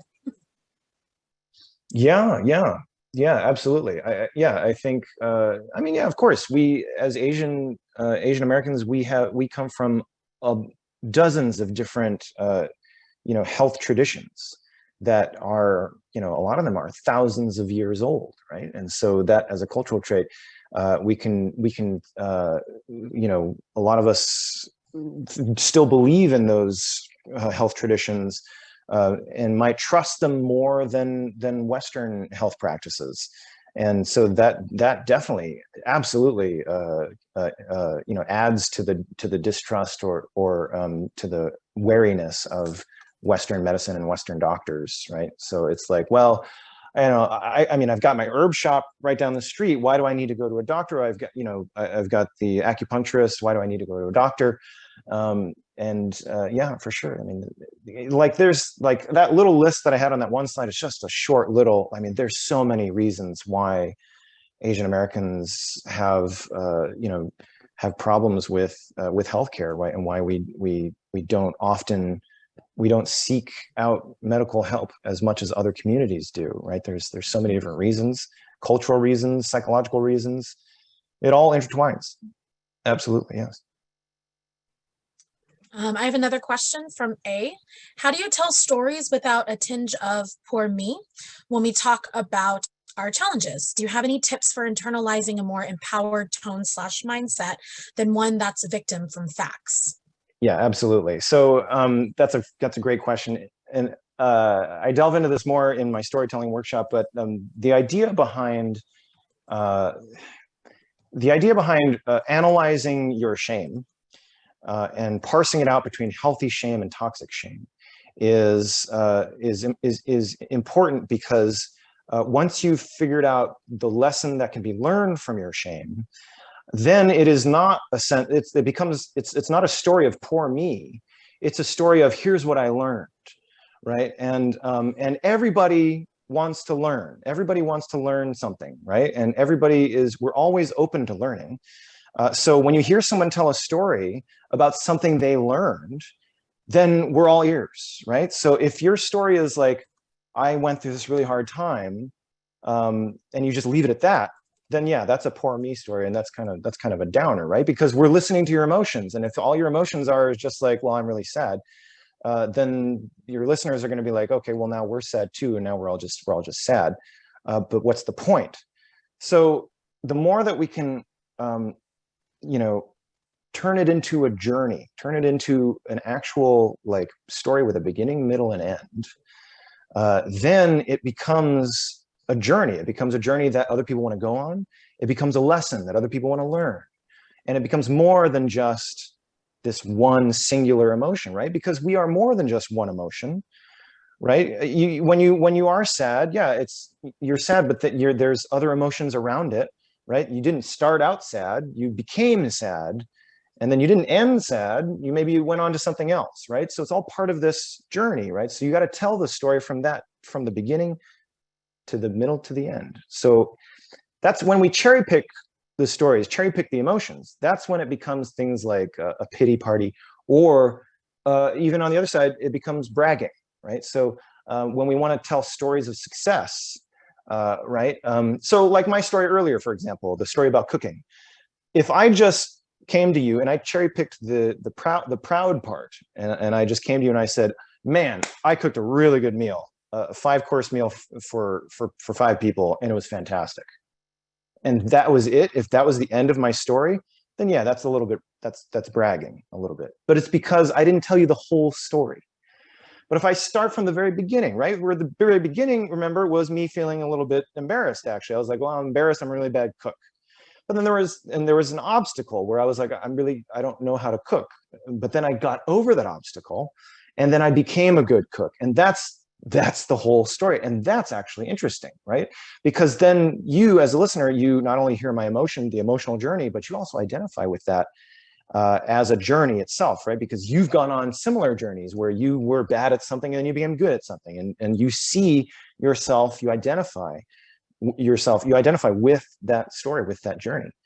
So our stories need to be fully fleshed out, right? It's not just one emotion. It needs to be the full journey of emotions.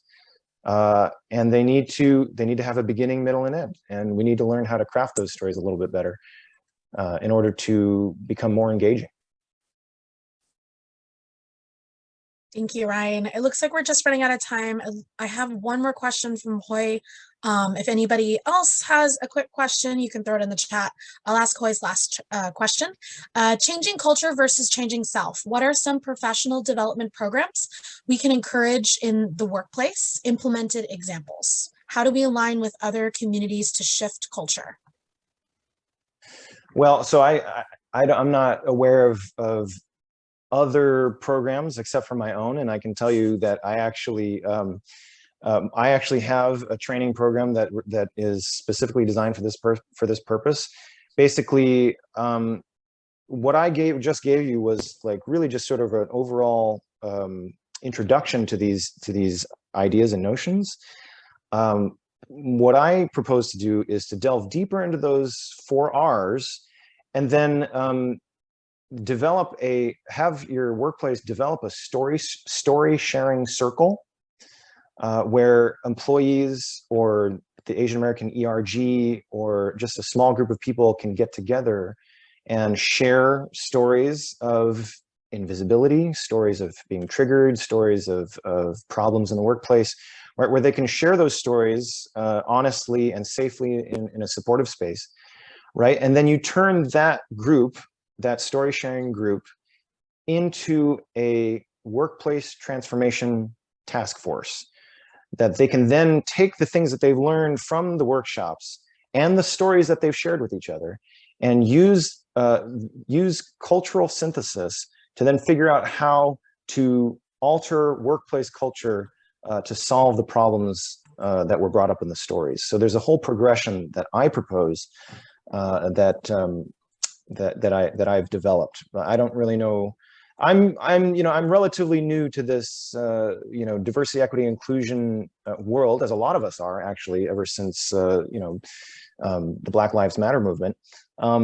And I think the rules are still being written, and there's a lot of strategies out there that are kind of being experimented with. I believe mine works, and I think it can change workplace culture. But I'm sure there are others out there, and I would love to hear suggestions and other other thoughts on this. Absolutely. Thank you, Ryan. I think that's about all the time we have today. Okay. We appreciate your time. I am putting in Ryan's contact info in the chat in case you want to contact Ryan and follow up with him about these awesome programs. Yeah, is there anything else you want to share with us, Ryan? I know you shared a lot of yourself today, and we thank you for that. Yeah, no, just I'll leave you with obviously, please follow me online. I really love hearing from people and figuring out ways that I can help. And I really want this to be a two-way street. I don't claim to know everything here. I'm just happen to be a guy with some ideas. And and to be honest, like I have a lot of ideas about changing workplace culture, but to be honest, I haven't been in a workplace and an office for a number of years. So the reality of it is probably is very different. So the more I can communicate with people who are in actual workplaces and work and collaborate with them, we can figure out ways of, again, changing culture to fit us and not the other way around. So let's talk, let's get in touch, and I hope to hear from you soon. Ryan, once again, thank you so much for your time. Just some quick closing thoughts from NAP. This is Asian Pacific Islander Heritage Month, and NAP has a whole host of events going on, not just from NAP San Jose, but from our chapters from all over the country. Big thank you and shout out to Matea Olson, who is our API Heritage Month coordinator for NAP. It is also Mental Health Awareness Month, and that's one of the reasons why we wanted to talk about this particular subject, because it's not something we talk about very much in the Asian culture. So we thought it was really important that we have this conversation. Give us a day or two. We will have this video posted on NAP San Jose's YouTube channel. You can literally just look for NAP San Jose. We actually have a number of videos posted already. Subscribe to our page. And with that, let me close this out. Once again, Ryan, thank you so much for your time and for the really thought-provoking discussion and topics that you brought up. I'm going to need to review this video because there were a lot of things in there I want to take a look at again. We are looking, NAP San Jose is looking at starting a storytelling series. So like just a monthly virtual drop-in that's open to anyone. So be on the lookout for that. And we've got lots of other events coming up. So check out our webpage. We've got a hike coming up too that we just haven't posted yet. But once again, thank you everyone, especially those of you on the East Coast. I know it's really late for you folks. Thank you so much for staying with us and have a very pleasant rest of your evening. Thanks everyone, bye-bye.